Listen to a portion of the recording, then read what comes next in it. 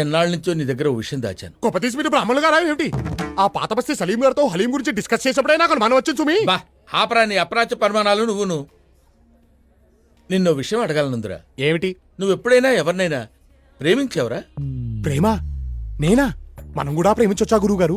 ఏ మనం ఎందుకు ప్రేమించకూడదు? అంటే చరిత్ర చూసుకుంటే సలీము, అనార్కలి, రోమియో జూలియట్టు, లైలా మజ్ను ఎంతసేపు వాళ్లే ఉన్నారు గాని మన వాళ్ళు ప్రేమించినట్టు ఎక్కడా దాఖలాలు లేవే. చరిత్రదే ఉందిరా, చింపేస్తే చిరిగిపోతుంది. కానీ ప్రేమలా కాదురా. ప్రేమ ప్రేమ ప్రేమ అంటున్నారు. కొంపదీసి మీరేమైనా ఏమిటి సిగ్గుపడుతున్నారా? వీడు మొఖానికి సిగ్గు కూడాను.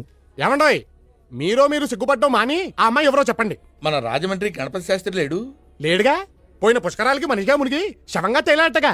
ఆ శవానికి పిండం పెడుతూనే వాళ్ళ పెద్దమ్మాయి శశికళకి బీటేశా. ఏమిటి మంత్రాలు చదువుతున్నా? నోరు మంత్రాలు చదువుతుంటే ఖాళీగా ఏం చేస్తారా? ఏసా.